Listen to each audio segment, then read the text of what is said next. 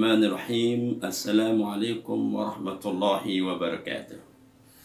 Pemirsa channel Islam Kita Berbahagia, Alhamdulillahirrabbilalamin. Wassalatu wassalam ala rasulillah wa ala alihi wa ashabihi ajma'in, amma ba'du.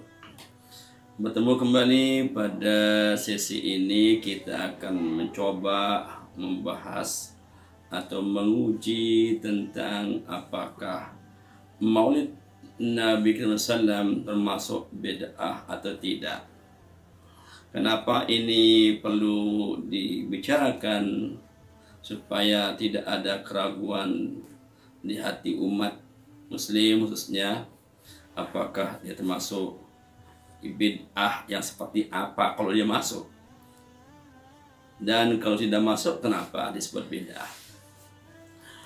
Pertama, ada dua kelompok besar yang melihat bid'ah itu seperti apa. Namun sebelum saya jelaskan tentang kelompok besar ini, kita akan kembali dulu ke dasar bid'ah itu. Sesungguhnya dasar kata bid'ah itu memang ada, yaitu hadis Nabi kita Muhammad SAW. Inna asdaqal hadis kitabullah wa ahsanal hadi hadiyu Muhammad SAW wa syarrul umur muhdasatuhah wa kullu muhdasatin bid'ah wa kullu bid'atin dolalah wa kullu dolatin finnari. Singkat kata dari hadis ini bahwa sesuatu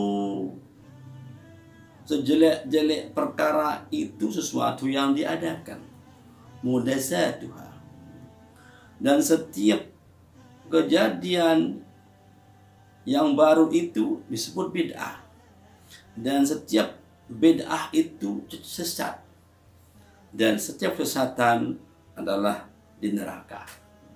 Ini hadis.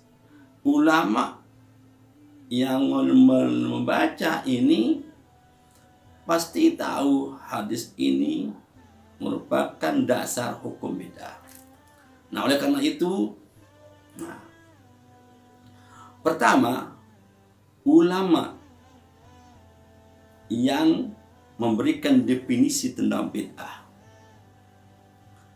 mereka mengatakan al-bid'atu al-hadasu wa ma ubtudi'a min ad-din ba'dal ikmal. Ini ulama satu ini, kelompok ulama satu ini memberikan definisi bid'ah adalah kejadian wa ma ubtudi'a, dan suatu yang diadakan min ad-din, dari agama, ba'dal ikmal, setelah sempurna agama itu. Tuh. Kedua, ulama yang memberikan definisi tariqatun fiddin mukhtara'atun, jalan dalam agama yang dibuat, tudahil syariah, yang melawan syariah. Nah, ini definisi ini memberikan penegasan jalan dalam agama yang dibuat dan melawan agama. Definisi ketiga, al-amru al-hadasu, perkara yang baru, allazi lam yakun al-hishabatu, sesuatu yang tidak ada pada zaman sahabat, wattabi'un, dan pada zaman tabi'i, walam yakun mimma iqtadahu ad-dalil syari', dan tidak ada yang berpedoman pada dalil syariah. Ini tidak ada perbuatan pada Rasulullah, dan tidak ada pada zaman sahabat, serta tidak ada zaman sahabat tabi'in. Nah, ini kelompok ini sangat ketat memberikan definisi bid'ah, karena bid'ah itu dalam agama. Nah, sekarang kita uji, apakah Maulid Nabi masuk dalam kelompok pertama ini? Nah, Maulid Nabi yang diadakan jelas memang Maulid Nabi itu Nabi SAW meninggal dunia jauh sebelumnya, kemudian berapa tahun kemudian, bahkan berabad mungkin, baru diadakan Maulid Nabi oleh Muzaffar. Nah, ini berarti Maulid Nabi itu dalam kelompok ini bid'ah. Bid'ah karena dia tidak ada dasarnya. Tidak ada dasar. Dan itu baru perkara baru. Pertanyaannya, siapa yang memasukkan Maulid Nabi itu sebagai bagian agama? Siapa yang masukkan Maulid Nabi itu sebagian agama? Apakah bagian dari agama atau budaya? Jelas, kelompok ini, kelompok yang memberikan definisi ini secara umum mengatakan Nabi itu dimasukkan dalam agama. Berarti tidak boleh dia lakukan karena dimasukkan ke dalam agama. Al-bid'atu al-muhdasatu al-hadasu wa ma ubtidi'a minad-din. Nah, kalau Maulid Nabi ini dimasukkan ke dalam bagian agama. Kalau bagian agama berarti ada penambahan dari orang yang membuat masuk ke dalam agama. Nah, kalau masuk dalam agama berarti dia tuduhish asyari'ata. Dia melentang syariah yang sudah sempurna. Nah, ini kesempurnaan agama ini dimasukkan. Nah, orang mengira bahwa Maulid Nabi itu masuk ke dalam bagian agama. Kalau masuk ke bagian agama, maka itu kalau dibuat oleh orang yang membuat itu sengaja, dia itu bagian bid'ah. Kelompok pertama berkeyakin Maulid Nabi itu masuk ke dalam agama karena tidak punya dasar, karena baru. Pertanyaannya, siapa yang masuk ke dalam agama? Jadi pendapat pertama ini sangat ketat memberikan suatu pengakuan bahwa itu termasuk sebagai bagian dari agama pasti, maka dia itu bid'ah. Kalau sudah beda, tidak boleh dilakukan. Baik itu bagus maupun tidak, karena bid'ah. Wa kullu bid'atin dolalatun. Setiap bid'ah sesat. Wa kullu dolalatin finnar. Setiap kesesatan adalah di neraka. Ini kelompok pertama. Jadi Maulid Nabi kelompok pertama ini bisa dikatakan bid'ah karena dia baru dan tidak ada dasar. Terus ingat, kita pendapat Ibnu Rushd bahwa kejadian itu tidak pernah berhenti, tapi nas-nas Al-Quran, nas hadis sudah selesai. Lalu apa jawaban kita untuk merespon perbuatan manusia, perbuatan atau kejadian yang terjadi sesudah Nabi kita sana? Nah, oleh karena itu kelompok kedua mencoba merespon, yaitu antara lain Imam Nawawi. Beliau menafsirkan qauluhu sallallahu alaihi wasallam kullu bid'atin dalalah hadza min al-'am al-mahsus li'anna al-bid'ata kullu ma umila bighairi misalin sabaqa. Ucapan Nabi sallallahu alaihi wasallam kullu bid'atin dalalah itu termasuk am yang dikhususkan. Kenapa setiap perbuatan yang tidak ada misalnya bid'ah. Termasuk kamera bid'ah, HP bid'ah, pesawat terbang bid'ah, sepeda motor bid'ah, laptop bid'ah, semua bid'ah.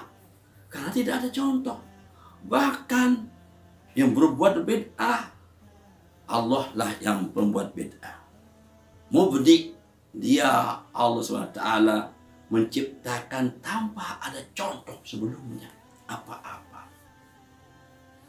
Ternyata perbuatan manusia itu banyak sekali. Baik yang berperbuatan yang bernyangkut pada muamalah dan sebagainya. Nah, oleh karena itu untuk mengukur itu apa caranya? Katakan sekarang boleh Nabi Sallam. Nabi Sallam apa ukuran dia jadi beda?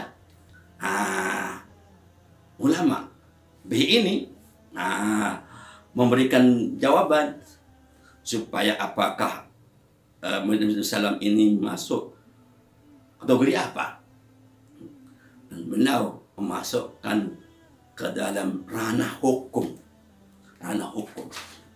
Ada hukum syariah yang tersimpul dalam beberapa kategori. Ada wajib, sunnah, makruh, haram, mubah. Oleh karena itu beliau mengatakan wattariqu fi dzalika an tu'radul bid'atu ala qawli syariah fa in dakhalat ala al-ijab bahwa wajibatun. Perbuatan yang tidak punya dasar tadi itu disebut dengan perbuatan bid'ah, itu tidak ada contoh, itu kita masukkan kemana? Apa namanya? Kalau perbuatan itu mengarah kepada kewajiban, maka dia menjadi wajib. Kalau mengarah kepada keharaman, maka itu menjadi haram. Kalau dia masuk pada mandub, maka itu menjadi mandub, sunnah. Kalau hal itu masuk kepada arah kepada makruh, maka dia makruh. Kalau kira-kira masuk kepada hal mubah, tidak ada sesuatu yang melanggar tata cara yang normal kebaikan, marah tidak ada sesuatu yang jelek, bisa saja dia menjadi mubah. Misalnya sekarang murid Nabi Sallam ini diadakan dengan cara apa? Ada tuturahmi, adanya ceramah tentang kisah Rasulullah SAW, bagaimana beliau berjuang, bagaimana tentang kehidupannya. Semua itu suatu kebaikan. Maka oleh kelompok kedua ini, bisa saja murid Nabi itu masuk dalam kategori mubah. Kenapa? Tergantung isinya apa murid Nabi itu. Kalau isinya perbuatan yang jelek, jadi haram. Kalau perbuatan yang baik-baik, bisa jadi sunnah. Nah, itulah cara mengatasi murid Nabi SAW itu masuk kategori bid'ah atau tidak. Nah, kelompok pertama sangat ketat memberikan penegasan. Kelompok dua sedikit longgar dengan cara melihat mana aspek mana yang akan masuk murid Nabi itu, apa aspek kepada wajib, aspek pada haram, aspek kepada sunnah, atau aspek kepada makruh, atau aspek kepada mubah. Tergantung isi murid Nabi SAW itu. Itulah pandangan para ulama dalam mensikapi maulid. Pertama sangat ketat, kedua sangat longgar. Nah, tinggal sekarang kita pilih mau yang ketat atau mau yang longgar. Silahkan kita pilih sesuai dengan keyakinan kita, sehingga tidak ada yang salah-salahkan, karena mereka sama-sama punya pandangan. Pandangan pertama itu sangat ketat dengan cara memberikan tidak namanya beda itu semua tidak ada yang tidak ada yang baik. Kullu bidatin itulah semua apa itu jelek atau baik itu ya tidak ada. neraka semua. Tapi yang kedua sangat memberikan peluang untuk dikaji ulang kemana darinya. Apakah dia akan menjadi wajib, apakah sunnah, apakah haram, atau apakah mubah, atau apakah makruh. Demikian, mudah-mudahan ini dapat memberikan jawaban pada kita supaya semua menjadi ketenangan dalam mensikapi Maulid Nabi kita Muhammad sallallahu alaihi wasallam. Assalamualaikum warahmatullahi wabarakatuh.